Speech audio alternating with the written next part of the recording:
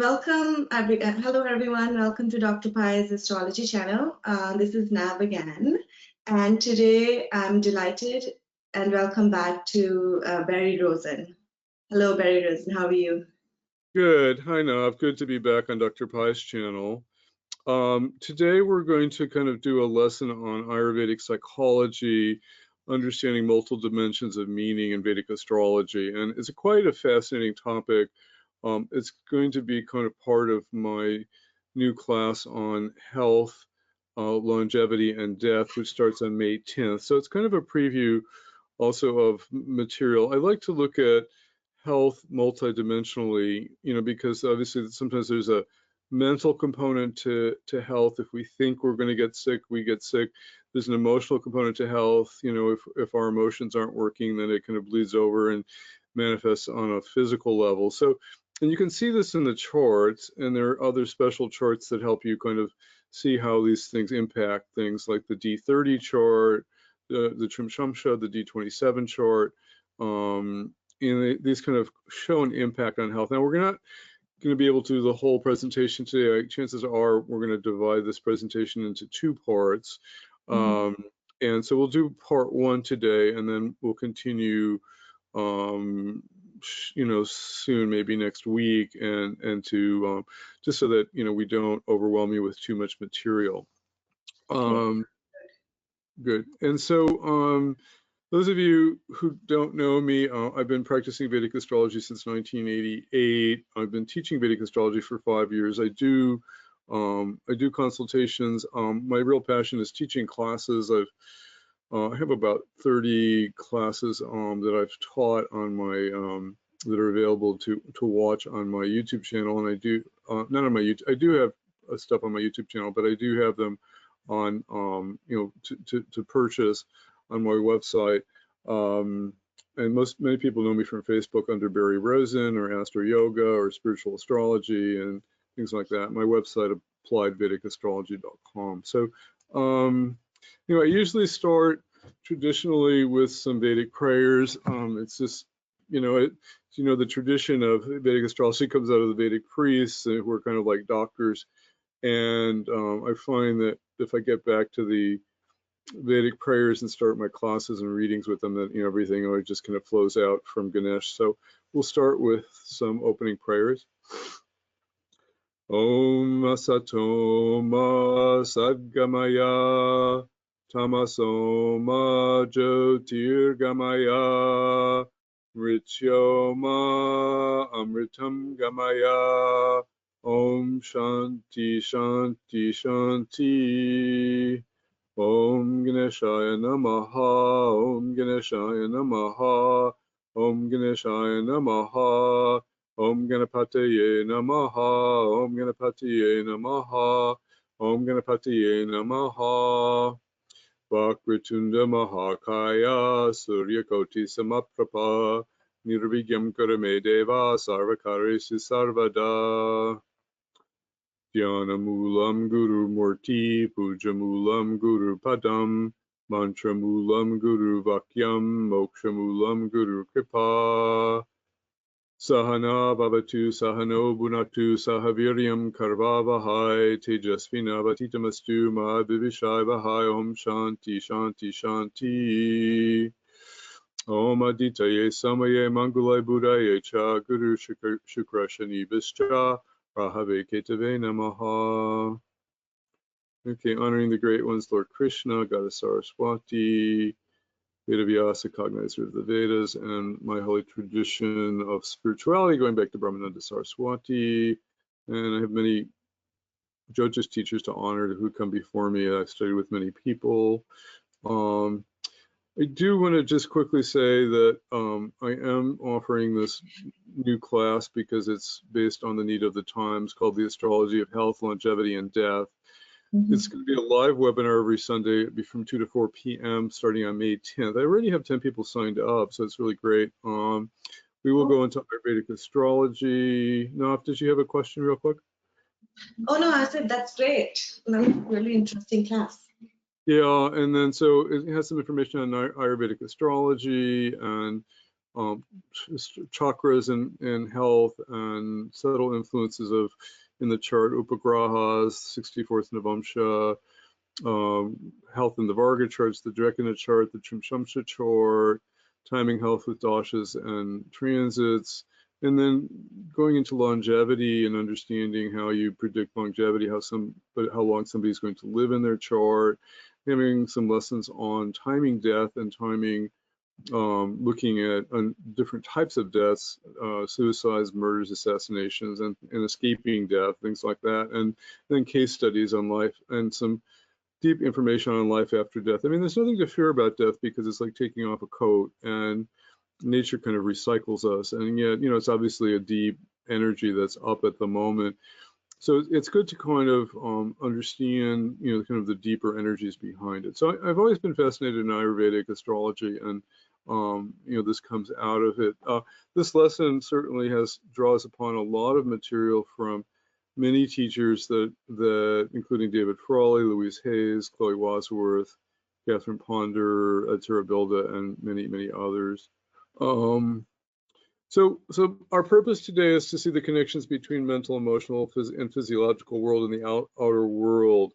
And to me, is quite interesting because life exists on many layers. You know, the Rashi chart, which everybody, you know, usually pays attention to, is about the physical body. And so we just did a class, the first class of that new class. It's on YouTube on, you know, how health is connected to the Rashi chart, the signs of the zodiac. So Aries is the head, and Gemini is the, you know, Taurus is the neck, and Gemini is the, you know, the chest, and Cancer is kind of the breast and the heart and things like that. So it's good to kind of, you can see a lot in just the Rashi chart, in the world Rashi chart. And for example, now we have Saturn in Capricorn, and everybody thought Saturn would be wonderful in Capricorn because it's in its own sign, and it is for the body parts connected to Capricorn, which are knees and things like that. But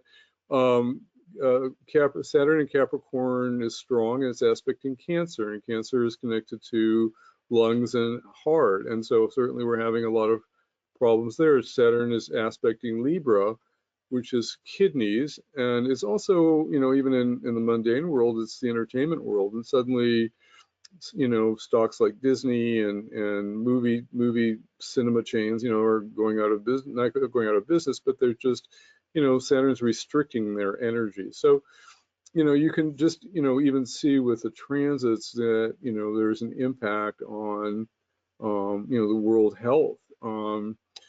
Now, the mental body, as you know from Dr. Pai's work, you know, is connected to the nakshatra and the nakshatra mixes. And I have a lesson planned on nakshatras and health, and I'll have to really, I may actually put it in part 2 of my class. But then the emotional body is obviously connected to the moon, to the Chandra Lagna, and to the 4th house, and how the moon interacts with various nakshatras. And so that's the whole thing.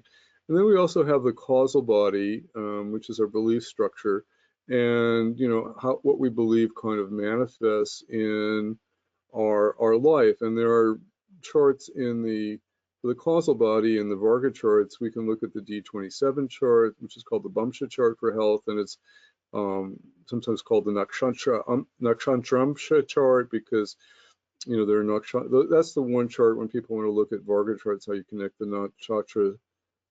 nakshatras to the Varga charts. We may do a lesson on that this time or not. In the D30 chart, the Trimshamsha chart is very important for the causal body, and you can see a lot of health tendency. And you can also, we also have ancestral karma, which shows up in the chart of our parents, in the D12 and the D40 and D45. And sometimes we kind of take on our ancestral karma, you know, through genetic illnesses and things like that. So it's kind of quite fascinating. You know, Vedic astrology is like reading strands of DNA, and we want to go deeper with it. They're kind of, one of the things that I often look at is kind of the Karaka values. I wanted to, you know, kind of multiple levels of symbolism, and I want to start out with a story which is kind of the basis of how this talk came about. I have a friend, he's no longer with us actually. He's a dear friend, and he had K2 in the fourth house. And if you know about K2 in the fourth house, it tends to create, K2 wherever it goes tends to create undiagnosable health issues. So fourth house is also cars and home. It's also maybe connected to the physical heart, and it's also connected to mother. Now, he had a car problem and he kept taking it to mechanics and nobody could figure it out. And then finally, after a year and a half of like going crazy trying to get this car problem solved, somebody found a valve problem in his car. And about the same time, he was started having some heart problems, and he had a valve problem in his physical heart. And then, it started bringing up all this kind of emotional energy about mother not being there. K2 in the fourth house, you feel like mother isn't there. You don't, you feel loss of mother in one's life. And so his emotional body, which was dealing with, the unresolved issues of his mother, started manifesting in his physical heart. And then when the physical heart, he wasn't able to notice that problem, it manifested in the external world in his car, which is also the fourth house. So this is this whole idea of multiple levels of meaning in people's charts. I mean, when you have a physical problem, like in the heart, it may be connected to an emotional problem, and and then so there's kind of these multiple levels of karkas that kind of manifest. And I think it's useful for healing to understand that when you end up in the hospital, it's not just, it is an extreme manifestation of some issue that you're not dealing with it, but it's also kind of starting at some deeper level that you're not recognizing on the emotional level, on the causal body level. So I like to look at charts kind of on this multiple level. Nav, do you have any questions on that? I just wanted to give you a chance to speak if you need to. Actually, no, this sounds really interesting. I have a friend, she has K2 in the fourth house, and she's got car problems all the time. And they can never figure out what's going on, what's happening. She gets it fixed because they say, okay, it's fixed, and then it breaks down again. And it happens with her all the time, as well as her heart. There's also a heart problem she has. And then the connection with mother. Mother has not been there or unavailable. So it's really interesting. Everything you explained, I have seen, like experience with her. Her car problem comes up like every other week, there's a problem in the car. So to me, what's fascinating about these relationships is that if you don't handle and do the healing around mom, then it manifests in heart problems and car problems and problems. And sometimes K2 in the fourth house, you have problems in the house. You have insect problems, or you have mold problems, or things that and sometimes you have to keep moving because you can't, you haven't healed the issue with mom, and so it keeps kind of manifesting in some physical manifestation until you're forced to look at it. So I like to see life as kind of symbolism, that things aren't like random. And I used to have a friend who used to say, and it happens to me too, if I'm suffering from low self-esteem, but particularly sometimes Saturn's impacting me in a very bad way, those are the weeks that I have like flat tires. Right. So like the air starts kind of deflating from my car, and it's really a manifestation of like the low self-esteem I'm feeling that week. And it's always like Saturn. It's uncanny how it happens. So it's really interesting. Probably do a whole lesson on the astrology of cars, car problems. I don't know, I've heard that also if you have like Saturn in the 12th house, in the Aries sign, that can happen too with the tires. It happens with me also, flat tire or the always low air, because I've got Saturn in the 12th as well, Libra, so it happens with me too all the time. Okay, we both have Saturn in the 12th in Libra, so wow, we'll have to do a lesson on that. So interesting. Okay. So I like to look at multiple levels of karakas, and so it's important to remember the house karakas. You don't want to be encyclopedic about it. First house karaka Sun, second house karaka Jupiter, third house karaka Mars. So it's good to kind of remember these. Most of you know these, and so you always have to kind of keep those in the back of your mind. And then you have to kind of remember kind of the multiple levels of karakas, and I don't want to go too much into this now because it's kind of an overview lesson, but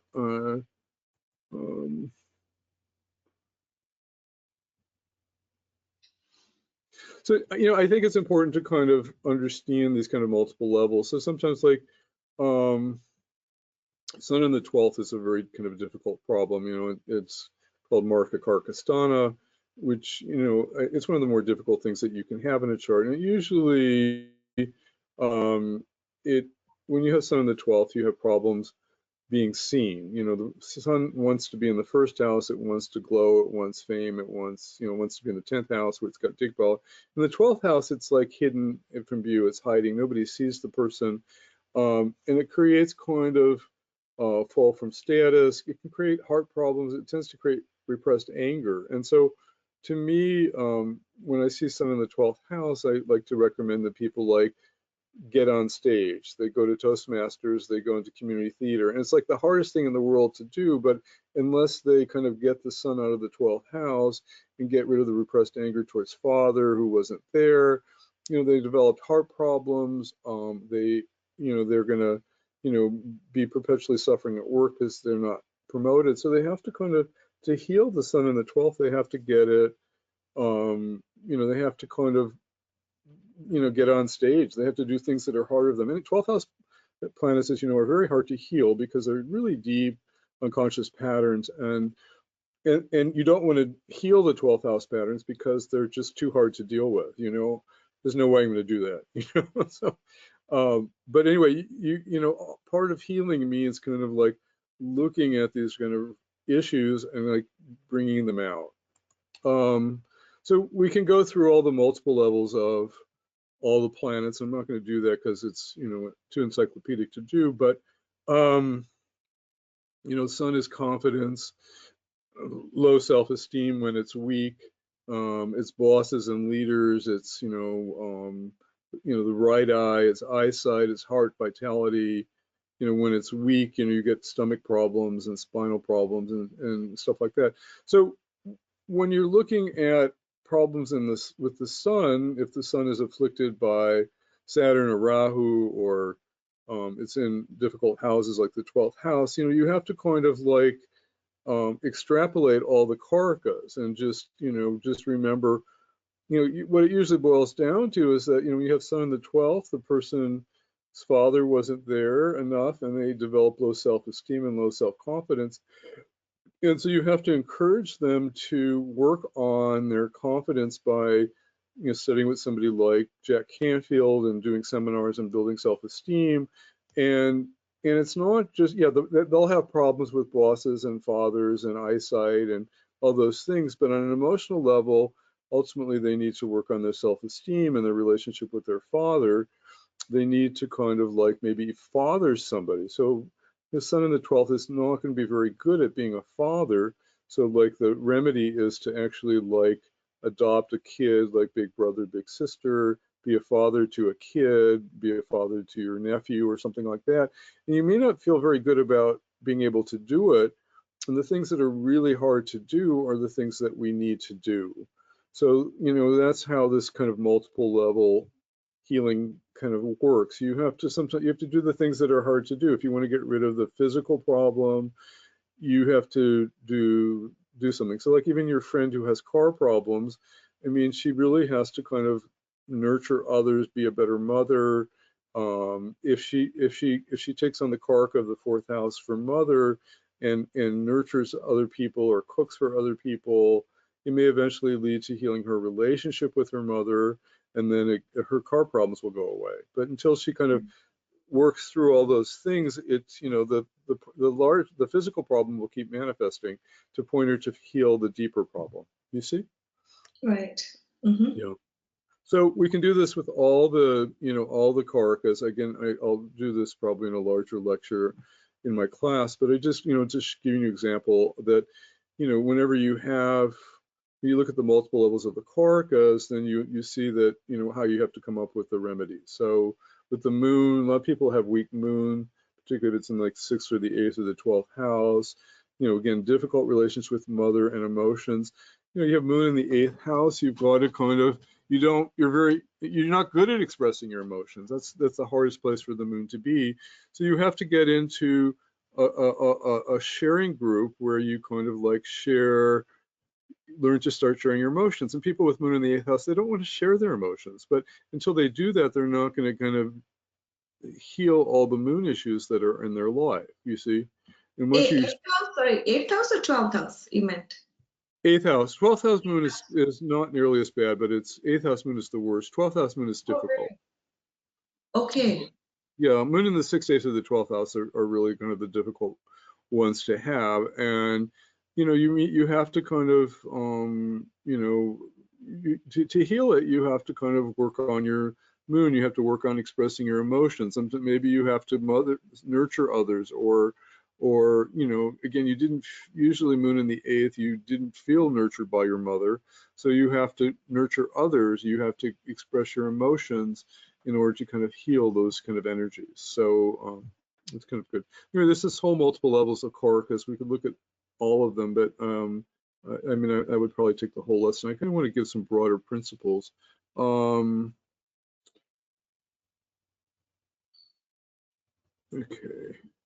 So the houses have these kind of multiple levels of physical. We're studying this in the class. So we said like Aries is in the first house is head, brain, hair, appearance, freedom from ill health. If the first house is strong, like it has Jupiter in there and a good sign.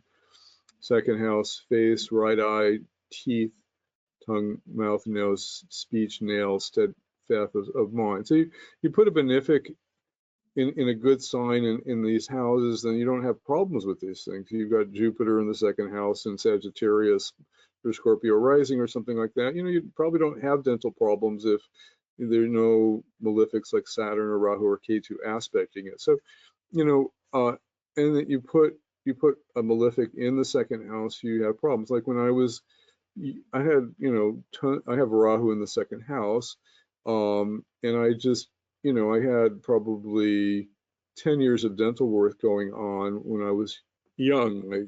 Somebody knocked out my front tooth. I had upturned cavities. I had to have braces. At some point I finally got through all my Rahu in the second house problems. But you have to kind of you can do a lot of understanding of prediction of physical problems, just whether you got malefics aspecting certain houses. In my case, yeah, is there an emotional component to Rahu in the second house? Yeah, somehow feeling an outsider in my family. My family was forced to pay all these incredible dental bills for me, and because I somehow didn't feel loved by them, and so there's a lack of nurturing with Rahu in the second house, feeling outside of my family. So you can kind of understand, when you understand all the different karakas and what the meanings of the houses are, you can go deeper when you have a physical problem with that house, with physical health issues with that house. There are going to be emotional and psychological issues too when you understand the multiple levels of the karaka. So it's quite interesting. Fourth house is chest, lungs, heart, and chest. Yeah, I mean, women sometimes develop breast cancer if they have, malefics like Saturn and Rahu together in the fourth house. And, usually they have trouble like being a mom or nurturing their children. And so when that happens, it gets expressed in their breast as, as breast cancer and things like that. So there's always like a connection. You can, before it manifests as a really deep physical problem, it's there on the causal body level, it's there on the emotional body level, and you can heal it before it manifests into a big problem. Now, when if you don't heal it on the physical, on the emotional level, then it manifests as a physical problem. And usually we just feel victimized by the time we're in the hospital, but it's been brewing for a long time before that. So it's very interesting. So I think it's useful when you're doing charts to kind of help people understand the emotional level, the repressed anger, or the resentment. Saturn Rahu's usually resentment, and resentment leads to development of cancer if we don't deal with it. If we hold on to feeling angry about somebody, it eventually develops into cancer. So it's very important to kind of understand how these multiple levels work, so we're not just a victim when things happen on the physical level. The Varga charts show us different levels of our health too. So the Varga charts that are important for health are the D3, the Drekina chart, which is more physical health. You can diagnose a lot of health problems in the Drekina chart. We're going to have a lesson on that. The D9, which is always important for soul connections and general longevity, is another Varga chart that's important. There are genetic and ancestral influences. In my Varga class, we had 3 or 4 lessons on genetic and ancestral karma, and you see that in the D12 and the D40 and the D45. Sometimes people don't look at these Varga charts or know how to look at them, but everything always starts from our parents and then their parents, and so inevitably, you can sometimes, if there's a problem with alcoholism in your life, I mean, it probably is in your parents' chart and your ancestors' chart. And sometimes we feel victimized by things that are even beyond who we are. I mean, sometimes I'm very fascinated by ancestral karma, and sometimes, as you know, in the Vedic tradition, we have a special holiday in the fall before Navaratri starts for honoring the ancestors, because even though our ancestors may not be physically here, they're there on some level, and sometimes they're working out their karma through us, and there's a whole book that Mark Wolin has, a book called "It Didn't Start With Me." It's just a karma is kind of fascinating. It's a fascinating aspect of health and longevity, and I have taught it in my Varga class, my second Varga class, and I think it's just fascinating to see how sometimes your problems are not problems that you came in with. I mean, I had a client, and her parents were very active in the India-Pakistani War in 1947-48, and one of the parents, was responsible for actually slaying, many hundreds of people in that war. And just was, whenever you get that kind of, and so those ancestors were very, the parents are dead, but those ancestors who were slain in the war were kind of impacting this woman in her life. And one of my swamis was able to do a deep clearing of the ancestral karma, and this woman's life suddenly changed. And so there are these influences sometimes that happen in our life from our ancestors, and it's quite fascinating. It's a whole lecture in itself, but it is an influence on health and what happens to us. And then we said the D27 and the D30 chart are very important for influence on our mental health and how we think sometimes manifest in our mind.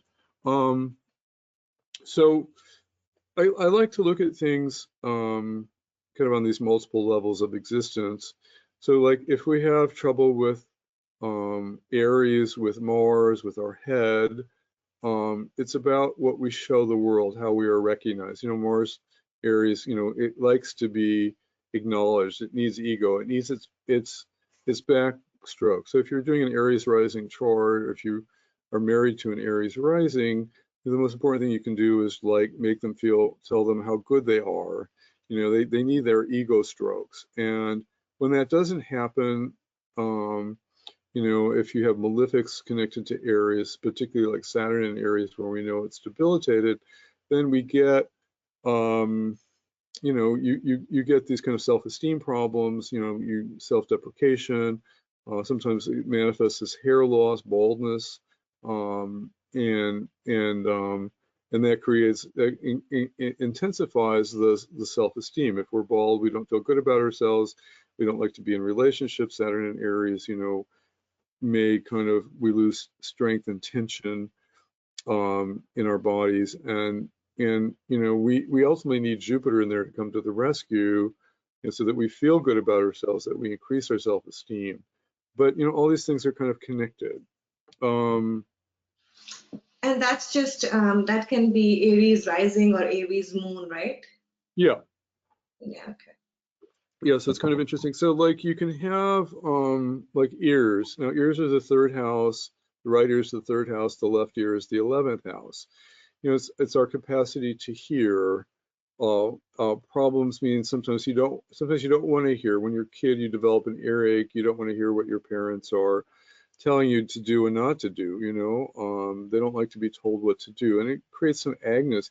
If you develop deafness, it's a long-standing problem. You don't want to listen to your partner. I mean, for those of you who know Boudica, if you're Libra rising or a movable sign, the 11th house is Boudica, and those people have trouble listening, and they don't want to listen. My wife, for example, is Libra rising, and she's got a Boudica situation with the 11th house, and she's developed definite hearing loss, at a very young age, and sometimes she doesn't want to hear what I have to say, and she actually keeps her hearing aids off now. So it's like it's a long-standing refusal to listen to somebody, and if you don't want to listen to your parents when you're young, if you don't want to listen to your spouse, then you start developing hearing loss to kind of do that. And how do you cure something like that? You have to kind of be open to like listening. You have to change your pattern. It's like, but it's kind of difficult. But that's also seen that's seen through the like, for example, you gave an example of Libra rising. So to someone who has a Libra moon, they could have the same problem. Possibly, you can do Boudica from the moon sign sometimes. Boudica, Boudica is we did that lesson on it last time we were with you. That one's on Dr. Pai's channel. Boudica for the movable signs is the 11th house, Right. and so that represents one of the ears. So movable signs almost always have problem with listening, and even the other movable signs, Aries, Aquarius owns the 11th house. Cancer, Taurus is connected to the, Cancer, Taurus is the 11th house. And then the other movable sign, Capricorn, Scorpio is the 11th house. So if the 11th house Lord is afflicted, particularly by one or two malefics, then this problem with listening or developing hearing loss is going to be stronger, is maybe inherited from a family pattern or something like that. Right. Thank you.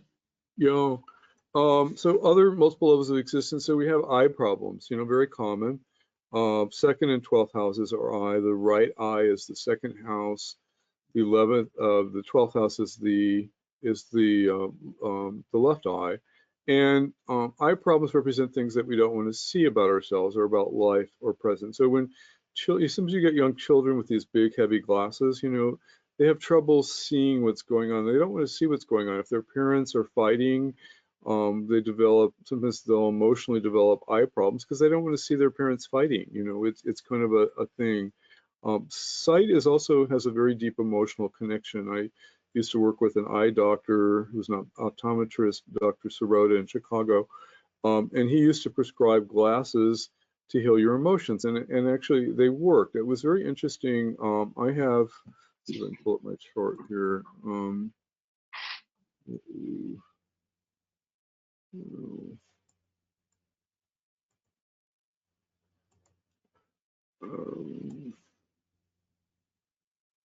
I use my chart because I know it so well, and we can use some famous people. So, I was very lucky. See, I've got Saturn in the left eye, Saturn in one eye, and I have Rahu in the other eye. Okay. But the thing is that my Jupiter is so strong. I have a stationary Jupiter in my chart. I was born on the day Jupiter went retrograde stationary, so it makes it very powerful. So my Jupiter is protecting my eyesight because Jupiter aspects Saturn exactly, and it aspects Rahu. Chakrapani, when he first did my chart, said I was going to develop eye problems, and I do have macular degeneration, but I think my eyes have been protected by Jupiter.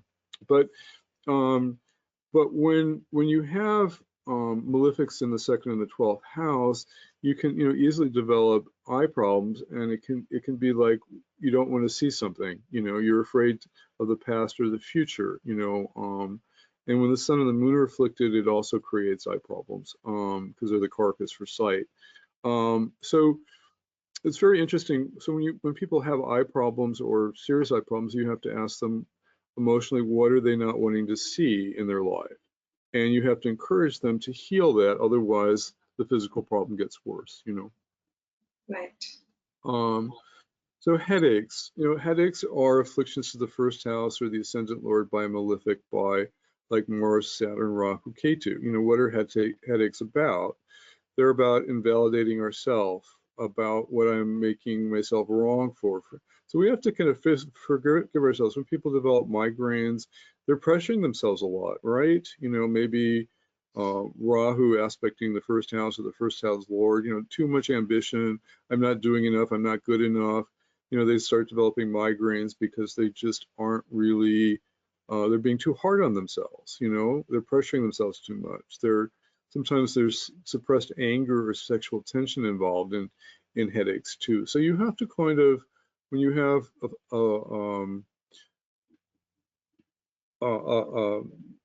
malefics aspecting the first house or the first house lord, and people have headaches, you have to kind of help them say, stop being so hard on yourself, stop being so ambitious, let it go, stop suppressing your anger.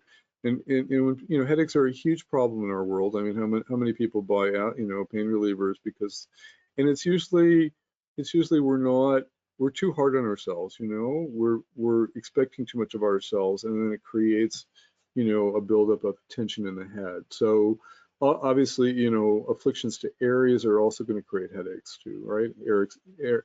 Aries is head. So if you get too many planets, I've been blessed, although I've been very lucky. I have Mars in Aries.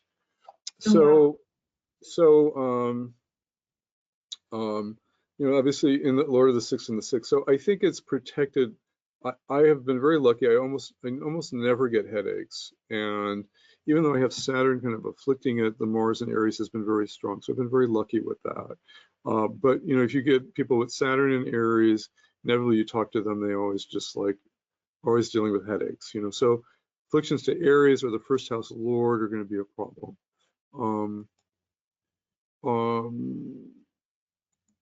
Sinus problems. Let's move on. Let's do some other things. So, throat's kind of interesting. Throat is the fifth chakra, which is connected to, Mercury and Jupiter are connected to the fifth chakra. And it's the ability, it's Gemini also, of course. It's the ability to speak up and ask for what one wants. Feeling inadequate to stand up for oneself. So now,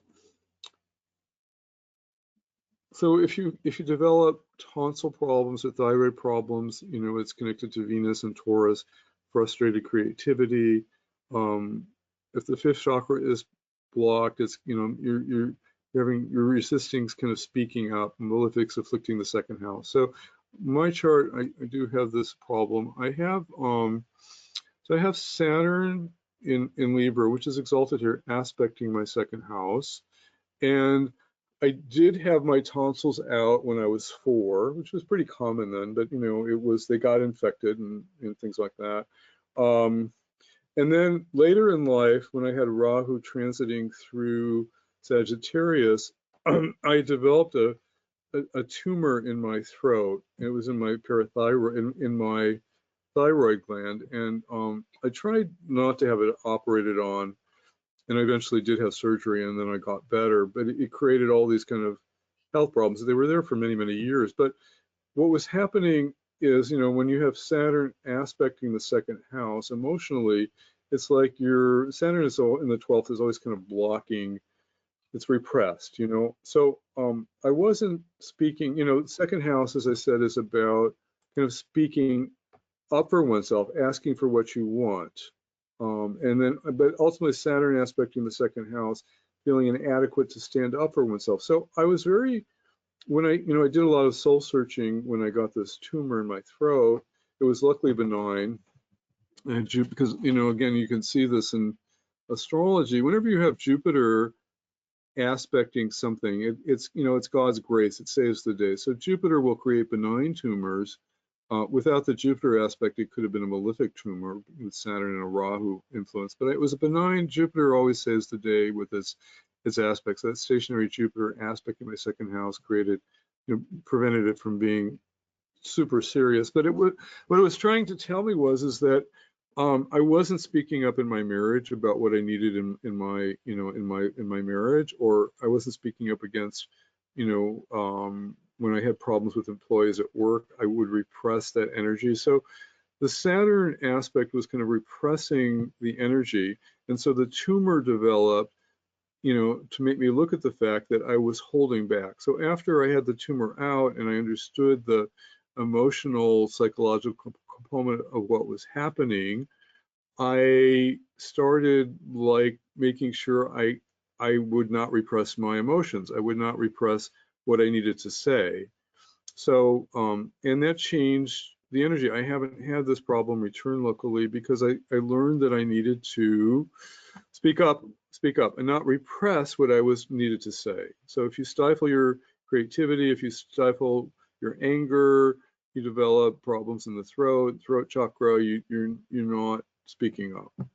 Any thoughts, Nav? No, this is really, really interesting.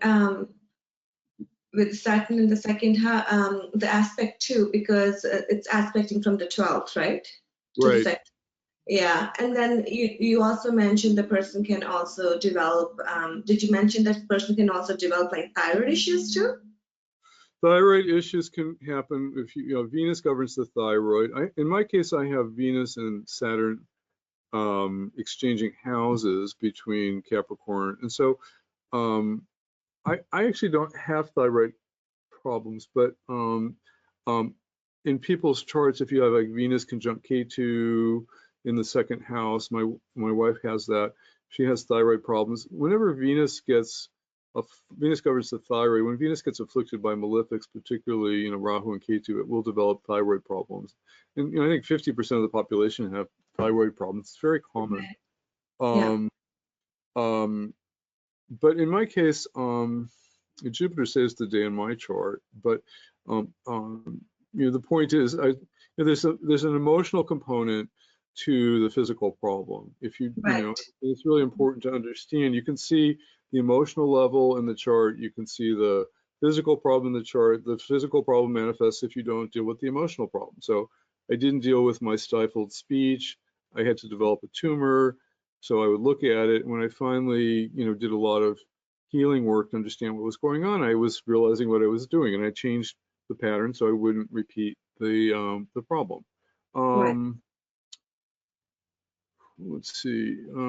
This one's one of my favorite ones. I always like to talk about this.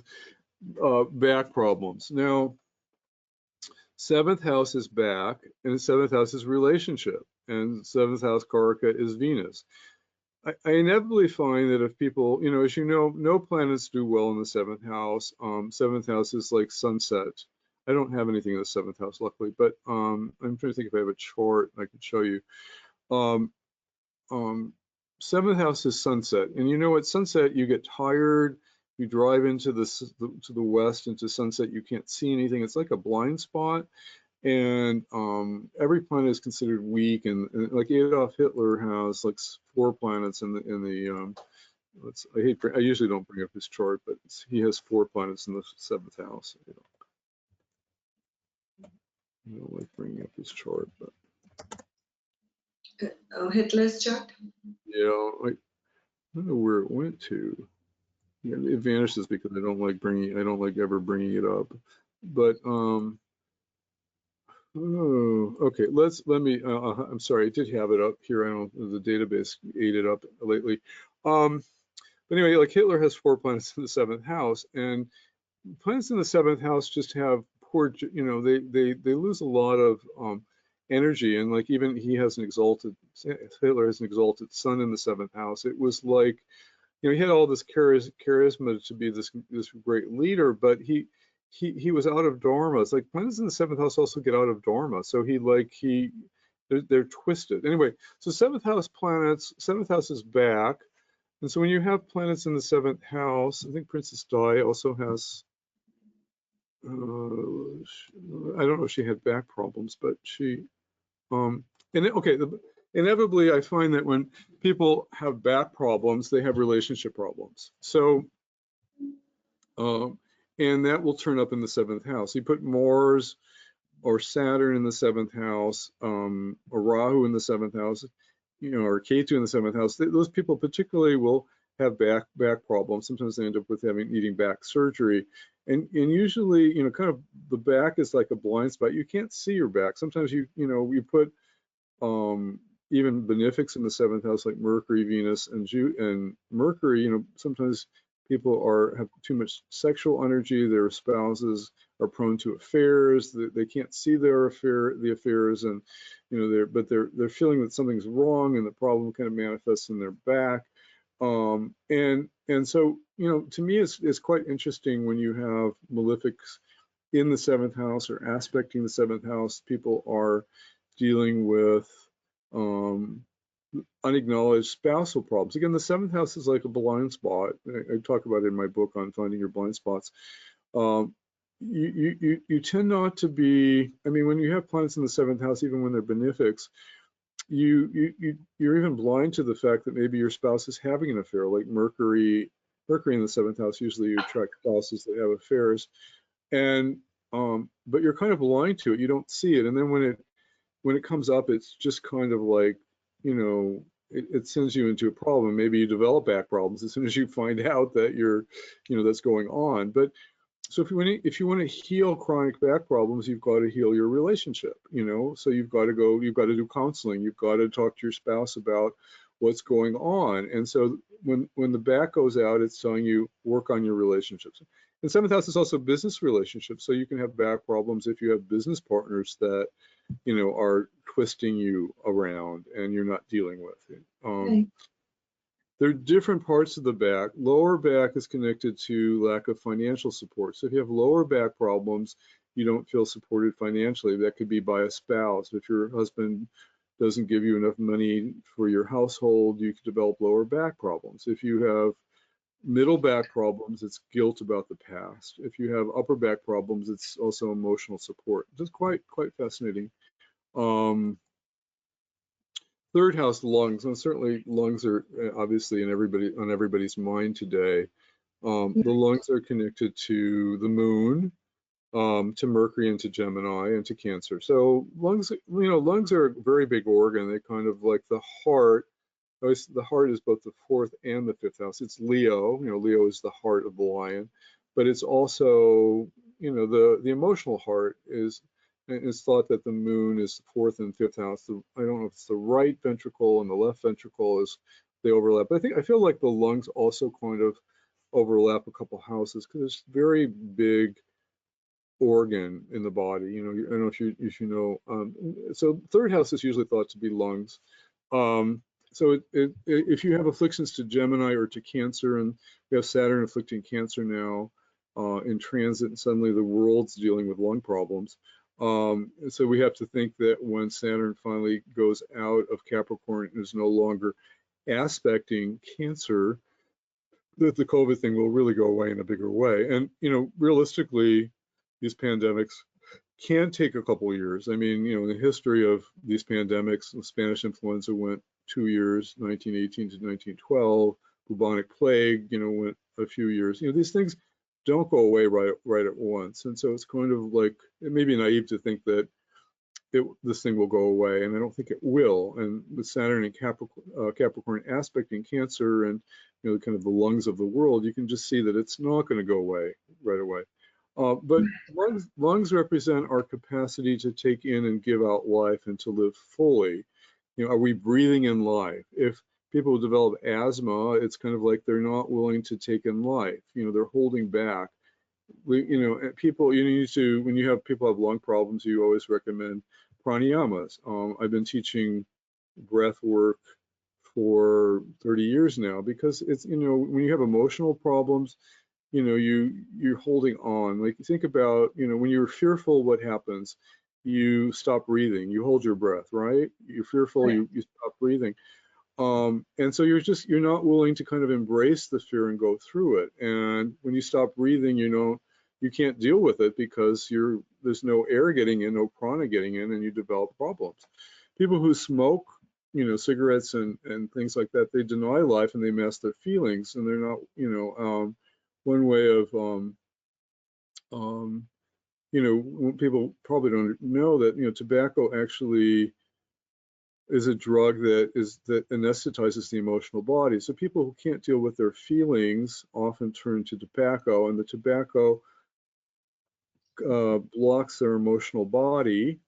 And what happens is they don't feel fear, or they don't feel anything, and that's what they need to deal with. But ultimately, when you block your emotions and your feelings, you develop problems, and eventually, smokers develop physical problems because they're not dealing with the emotional problems that they're trying to block. So lungs represent our capacity to take in and give off life. And so when you have afflictions to the third house, particularly like, malefics connected. Now, they always say that malefics are good in the third house, but, no, not really. I mean, when you really understand, these rules in Vedic astrology, it's like, yeah, eventually you have, if you put Mars in the third house, it's way too fierce, it's too strong. When you have malefics in the third house, they do ultimately create problems. They can create the disease, but you may have the energy to get through the problem ultimately. But I find that that's a misnomer to kind of think that way. Breasts, we talked a little bit about before. Breasts are connected to the mothering principle. Sometimes as mothers, we tend to be overprotective, or we develop resentment toward our children. So what happens is, I see this a lot sometimes in people's charts, that, they have like Saturn. If you have Saturn and Rahu aspecting or connected to the fourth house or to the sign of Cancer, you can, there may be a tendency toward breast cancer. And usually the problem is that mothers are being too protective. Their children go away and they're hanging on to them, and they're trying to children have grown up, but they're like still trying to kind of like, control them, and they tend to be overbearing, or they resent the fact that their children have gone away and don't call them enough. And then so when that happens, then, cancer can develop in the breast. And so the rule is when children grow up, we let them grow. We're kind of a portal to bring our kids in. But then what happens is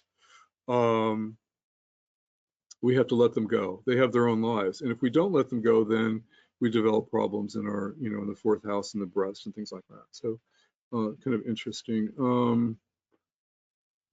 Let's see. Did you want to share anything, Nav? What do you think about Ketu in the third house? Well, again, Ketu is considered good in the third house, because they always say benefics or malefics do well in the third house. To me, and this is the same thing with the sixth house, is that if there's a lot of dignity, a malefic in an Upachaya house like the third or the sixth house, will get through a problem. But it's not. It's people think, oh, I've got Saturn in the 6th house, I'm not, I'm saved. But you still develop health problems with Saturn in the 6th house or Mars in the 6th house, but you have the energy to fight and get through it. So to me, K2 in the 3rd house may create hidden problems in 3rd house things, which could be connected to lungs. It could be connected to arms. It could be connected to what other 3rd house significations are. And to me, like 3rd house is also siblings and brothers. So when you have problems with your siblings, you can develop health problems connected to 3rd house energies there. Right. And then when we are, with the multi-levels of meaning that you're explaining, these ones, we can look at every chart. Like, for example, someone can look, if they have these planets in D1 or D9, they'll give the same results. Yeah, I like to do, this is a good question. I actually, at some point, I have like one lesson on this, or maybe probably 1 or 2 lessons on this in my health class. It could be like a 10-lesson class, because it's, everything in Vedic astrology is that deep all the time. So probably we do, when we're looking at the emotional problem, we have to look at it from the moon chart, and so we can. I tend to use these multiple levels. I tend to look at it in the Rashi chart. I think when we look at the Varga charts, there are different rules for doing health in the Varga charts. I mean, the Drekana has a whole set of rules for health in the D3, and the D30 chart, the Trimshamsha chart, has its own kind of levels of. You look at the 6th and the 8th and the 12th houses in the D30 chart for health issues. So all the you can take some of these principles and look at health problems on multiple levels here. I'm trying to think. Let me see in my chart. I think it does work in some of the Varga charts. Let's look at my Varga charts here, because again, I know me and I can look at it. So my D30 chart, I got it down. It's kind of small. Here in the corner. I'm using South India. I apologize for people who like North India. So my D30 chart is Mercury. Now, one of the things, first thing we look at in a Varga chart is where's the chart Lord. So Lord of Mercury is Mercury. It's in the 8th house. So this is not good for my Trimshamsha chart in general. But then we have to look at planets in the 6th, 8th, and the 12th houses in the Trimshamsha chart. So I've got Rahu and Ketu in the 6th house, so my Rahu period can bring up a lot of, problems. And I'm in a Rahu period, and it has brought it up because Rahu's stronger than Ketu because Rahu's in Aquarius here. So so my Rahu period has been a little bit protected because from a lot of really difficult things, although I've had my share of them in my Rahu period, because Rahu's in Aquarius. But when I go into Mercury subperiods, and I have had difficult Mercury subperiods, I tend to have more health issues come up. Now, in my chart, can we look at these multiple dimensions here? It actually sometimes works better I taught this in my Varga class, and sometimes there are very specific rules for each Varga. And as you know, when you become a Vedic astrologer, you can't keep everything in your head anymore. You've got to look it up as you get older. So I'm trying to think if the multiple dimensions is working in my Trimshamsha chart.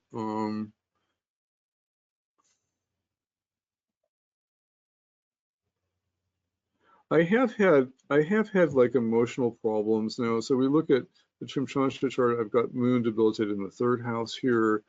I mean, I did have a lot of emotional health issues, a lot of emotional problems that could have developed into more serious problems like asthma and more serious lung problems. But I did they were so bad that I became a yoga teacher and learned pranayamas and became a pranayama teacher. So I kind of overcame this deficit. But the emotional problems, again, I said there's a problem with holding your emotion, or holding your fear, and then it develops into lung problems. And I can't see that in my Chimchamsha chart. But anyway, good question. Again, we probably have to go deeper with it. I'm not sure I can cover that, but very good question. What else?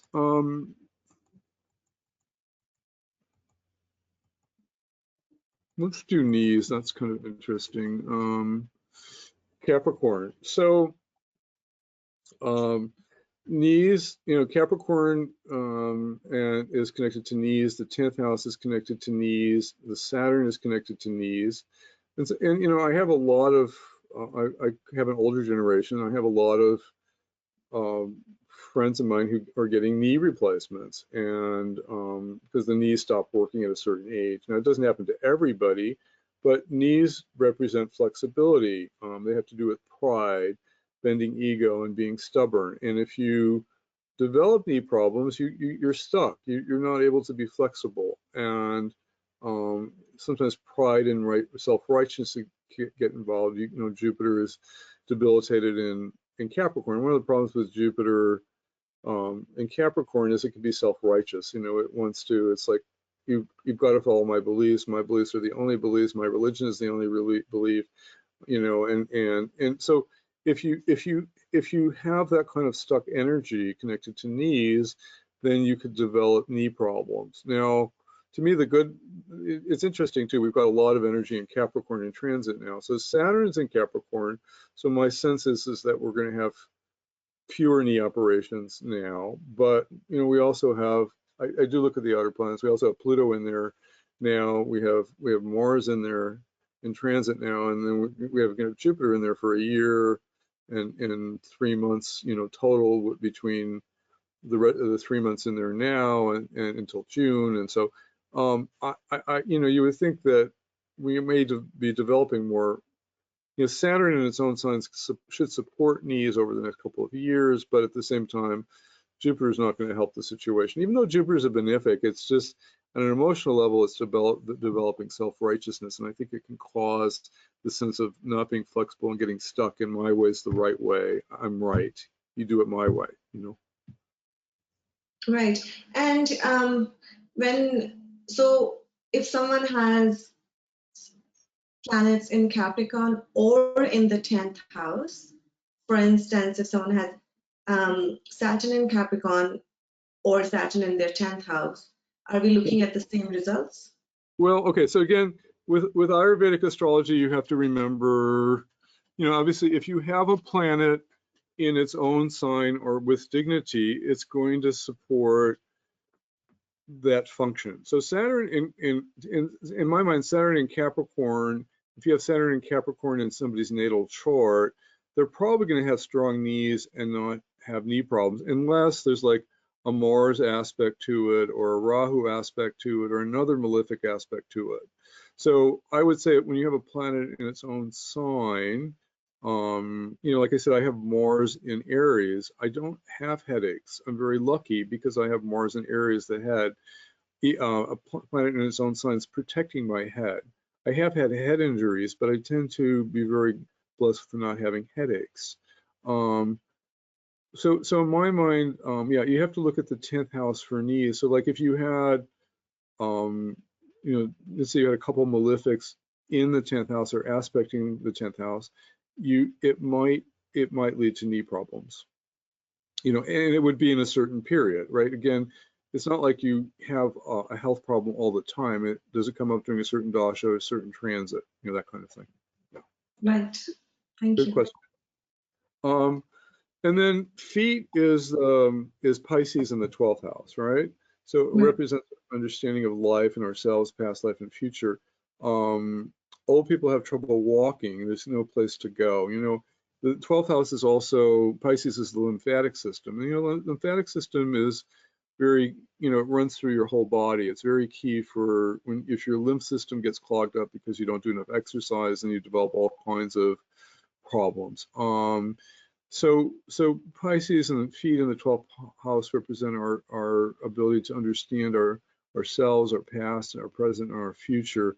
And it also sometimes, if we have feet problems, we have trouble moving, right? We have trouble in moving forward. So if you have a lot of malefics in Pisces, Pisces is a funny sign, because it's 12th house. 12th house is a kind of it's like 12th house. It tends to be kind of stuck. It has subconscious patterns. Sometimes it has trouble moving forward and seeing its subconscious patterns. If you develop feet problems because you have a lot of afflictions to Pisces or your 12th house, you may be stuck in moving forward, So you're not able to kind of see the subconscious patterns and to move forward, That's kind of interesting. Skin problems. So Mercury governs skin, and it represents our individuality. Problems represent, when we develop skin problems, like you have teenagers have acne problems. They usually have self-esteem problems. I'm not pretty enough. I'm not. I don't like myself enough. I don't approve of myself. So and that can show up. Afflictions to Mercury create skin problems, particularly get Mercury K2 problems. It creates eczema, and skin is a very kind of all-pervasive organ, and it's very funny when you think that it's Mercury, but you put Mercury very afflicted in the chart, you're going to develop certain skin problems, and skin problems ultimately are about self-nurturing. Do we approve of ourselves? Mercury, you put Mercury in Aries, and in the first house or something, maybe you're going to get acne, and we're not loving ourselves enough. So we have to look in the mirror and approve of ourselves, and to kind of look, and Jack Canfield has all these exercises for building self-esteem. You have to look at yourself in the mirror and pat yourself on the back and tell yourself all the wonderful things you've done that day, how much you love yourself. Hardest thing in the world to do, right? Can you do it? But to improve self-esteem before you're going to bed, look yourself in the mirror and say all the wonderful things about yourself rather than beating yourself up, Right. And if you do that, it improves your skin problems, particularly if they're on the face. But skin problems could, another part of the problem, could be connected to other issues. So it's very interesting how the body is very kind of connected. Accident problems connected to Mars in the 6th and the 8th house, right? So what happens with people who have accidents is they have anger that's building up and they're not letting it go. They feel frustrated. They don't speak out their anger. And the problem with when we're little kids, on the playground, we get into a fight, we express our anger, we let it go, and then 5 minutes later we're laughing. You see that with little kids. But adults have been taught to repress their anger. We get angry at our bosses or our spouses or our friends, and we don't do anything about it. We don't let it go, and then it gets it bubbles up into an accident. So if you have some people that are very prone to accidents, usually Mars is a particularly bad planet for them, like Virgo rising, they always have trouble with Mars, and Mars owns the 8th. Those people have to learn how to kind of let go of their anger, and it's hard to let go of your anger. Sometimes you have to do it alone at home. I mean, I always tell people, sometimes you can't, if you're a man and you can't get angry at your wife because she can't handle it, nobody likes getting dumped on with anger. But women particularly can't handle it. Men can kind of get angry at each other and beat each other up because we're Mars and we know how to deal with it. It's harder for women. But if you're a man and you can't express your anger towards your wife, you have to go home and you have to maybe scream in the empty house or get a baseball bat and hit a pillow or yell in the car, something like that. Because if you don't let go of anger, it leads to an accident. So you've got to kind of learn to let go of anger. It's very healthy, and that's a problem with Mars. Mars in the 12th house is repressed anger. Mars in Cancer. Well, Mars in Cancer doesn't have a problem. Sometimes Mars in Cancer is like a declawed cat. It just sometimes it does actually have a problem with anger. But I always, when I see Mars in the 12th house, I'm always telling people, you've got to let that anger out. You're holding it in, again, Mars in the 12th is aspecting the 7th. It's usually angry toward a spouse or a partner. You've got to kind of let that anger out. Otherwise, you're going to get in an accident to get attention and sympathy from people because you haven't expressed your need, you know? Right. Okay, so this is kind of endless. I just wanted to give people an idea of, you know, how this works. I probably I need to probably develop at some point like a 5-lesson course on this material. I have a 2-hour videotape in my in one of my classes that I teach, and I'm giving this as a bonus tape in my health class that's coming up. And I'm probably, what I usually do is if I have a tape made already, then I'll expand on it. So I'll probably give my students the full 2-hour class on this, and then I'll expand it into a second lesson, because you know, it always needs to be kind of developed. But to me, this is really kind of very kind of key, because you know, people develop physical problems and they feel victimized, and they don't realize that they have some responsibility emotionally and psychologically and the causal body level to preventing these things. You know, you have to be aware of your patterns when they come up in an extreme level, when you end up in the hospital, like a 12th house thing, or you have an acute illness with the 8th house, you haven't looked at it. You know, you haven't looked at the emotional level. So it's always there, but you have to kind of, if you don't look at it and heal it, it manifests into something physical. I mean, I had a colleague who he was Scorpio rising. He had Mars in the 8th house, and again, Scorpio is co-ruled both by Mars and Ketu. And in my early days of Jyotish 30 years ago, when I didn't know anything, he said, "Oh, the books say that I could have a fire," and I said, "No, it's the ascendant Lord. It's not gonna hurt you." He did have this very tragic fire many years later in his Mars period, with Mars in the 8th. And again, you'd have to see this probably looking in the Trimshamsha chart, and you'd have to see it, you know, in what nakshatra and what navamsha was going on. You know, there are always multiple ways, but you do, you know, it surprised me when it happened, and it just reminds one that, you know, when you don't deal with repressed anger, and this person had a lot of repressed anger, then it will manifest into an accident or a fire, you know, because you're not dealing with releasing it, you know. So we always have to kind of learn to express our emotions and to release them. Otherwise, they build up and they create deep problems. Right. Okay. So any questions? Again, this material is kind of endless. I tried to just get some highlights of it. Again, if you're so is your course coming up? Is it starting next month? Yeah, it's coming up May 10th.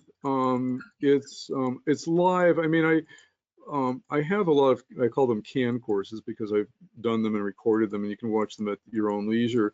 People like live courses because they, you know, they can ask questions and things like that. So I am starting this live class on May the 10th. It runs 12 weeks. I probably will have a part 2. What I find is, you know, some of my colleagues teach 36-week and 44-week classes. You know, it's hard to get people to commit to, you know, an 8 or a 10-month course. As you know, Vedic astrology is kind of like encyclopedic and inevitable, and certainly, you know, Ayurvedic astrology, medical astrology, you know, these are vast topics. So this is like our introductory class. You know, it's the basics, and what will happen is I'll probably do a part 2 sometime, because, you know, there's so much depth, and you know, like I said, we could spend 5 lessons on this multiple dimensions of health, and I think it's important. Sometime I want to develop it more for people, but you know, you can introduce things and people are smart and they can go on their own. But yeah, this class is starting May the 10th. It's $249 if you register by Monday, and I've got 10 people signed up already, so it's been really popular. That's great. Yeah, this looks really interesting. So I'll leave a link below this video for the viewers, and if they're interested in, they can sign up, right, with the information. We'll leave a link below. Yeah, it's on my website under Applied Vedic Astrology on the course page. And there's so many courses on there. You have to look for a lady lying on her back with a hummingbird sucking nectar out of her mouth. So that's the logo for it. And it's all over my Facebook page, Barry Rosen also. So you can find, there's the first class we did already. It was free, Introduction to Ayurvedic Astrology. So I did a class already. It's on YouTube. It's on my Facebook page. You can listen to the first class, and then if you like what I do, and this is kind of like, you know, I picked this topic because I like try to do unique things because the things that I've been most creative about developing, and Right. I don't know anybody that teaches this kind of work this way, but I like doing really creative things, so that's why I shared this information with you today. That's beautiful. Thank you. Good. So I'm going to any final questions? No, thank you. This was really, really informative and really profound. I mean, new ways of really learning underlying, like you mentioned, multidimensional, and really seeing, like not masking the problem, but really seeing how we can day to day really bring it in our lives to really fix that or try to heal that, right? Yeah, yeah. And like I said, it could go deeper. I think when I was doing the Varga charts, you can actually, I think the D27 chart and the D30 chart, you can actually learn to decipher the mental and emotional repressed energies that are coming up on the mental body level. You can see it in the D30 chart and the D27 chart, and that's where it starts. And sometimes, it's subconscious. You don't sometimes see those patterns. You can see them in the chart, and you can say, you probably have a repressed anger problem that's here in your D30 chart, in your D27 chart, and you need to work on it. So to me, it's quite fascinating. It's just, Vedic astrology is like reading DNA strands. It's quite wonderful. Right. So we'll come together again for another wonderful lesson, Nav, and thank you for hosting. And I'm gonna officially end the tape, and then you and I can talk quickly after that. I think you'll still be able to talk to me. If not, I'll call you. But I'm gonna officially end the tape, and then it'll save it, and then I'll email the recording to you. So I'm Sounds good. officially ending the recording. I think we're going to be able to talk